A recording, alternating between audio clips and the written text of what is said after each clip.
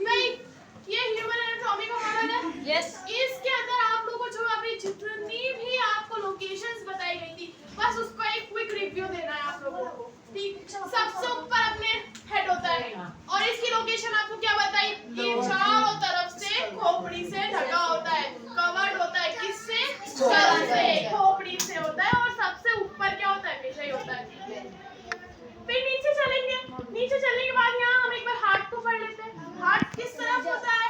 दोनों फेफड़ों के बीच में होता है। हार्ट कहाँ होता है? दोनों फेफड़ों के बीच में होता है, between to the lungs.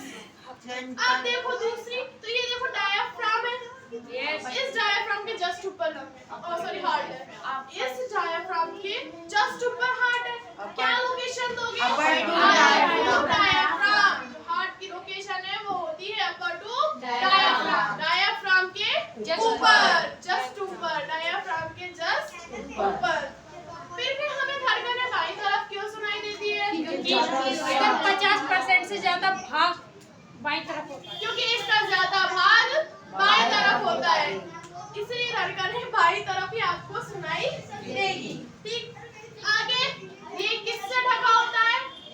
Rib केजेस से, पसलियों के द्वारा कवर किया जाता है। रिब केजेस को ढक के रखती है। क्यों रखती है? रिब केजेस को ढक के क्यों रखती है? क्योंकि इससे कोई नुकसान ना हो, ताकि इससे कोई नुकसान ना हो, इसको कोई भी हार्म नहीं होना चाहिए। फिर भी हो जाता है ना? फिर भी हो जाता है। फिर भी हो जाता है। फिर उसके बाद लंग्स। तेरा भी हो रखा है, उसका भी हो रखा है। तो लंग्स, अब ये देखो लंग्स की संख्या 2 होती है। चेस्ट में होता है लोकेशन नंबर फर्स्ट। किसमें होता है? चेस्ट में होता है, छाती में होता है। फिर और दूसरी लोकेशन डायाफ्राम के जस्ट ऊपर होता है। और किससे ढका होता है? रिब केज से ढका होता है। थोड़ा नीचे चलोगे तो ये जो जे शेप ऑर्गन है, स्टमक, आमाशय। ये जो ये जे शेप है, इसको बोला जाता है स्टमक, आमाशय। इसकी लेंथ कितनी होती है? 30 सेंटीमीटर, 30 सेंटीमीटर। अब इसकी लोकेशन ये बाईं तरफ होता है। डायफ्राम के जस्ट नीचे बाईं तरफ होता है। ये बाईं तरफ होता है, लेफ्ट साइड होता है। अब तो मुड़ के भी देख लोगे, ये लेफ्ट साइड होता है।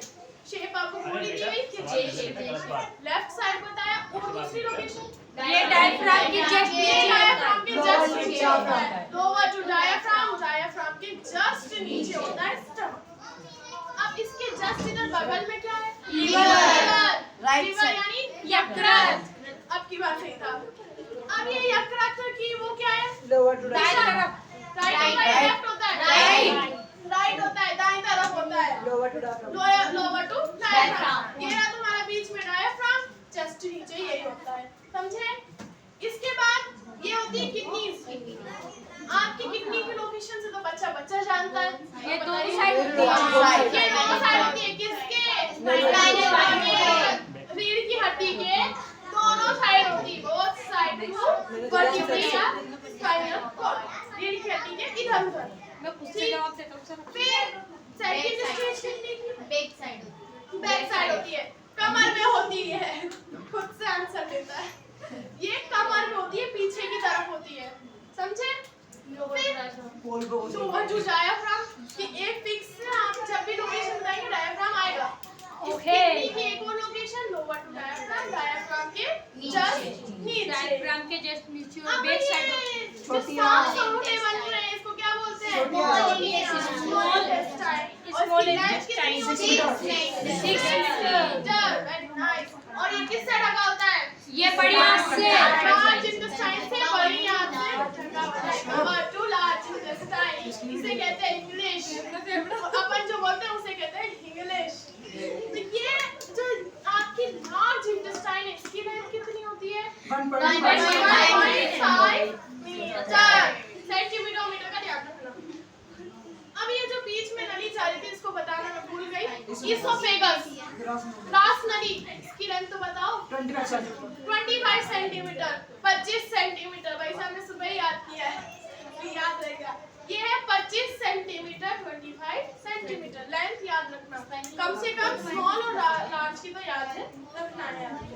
समझे स्टेजेस?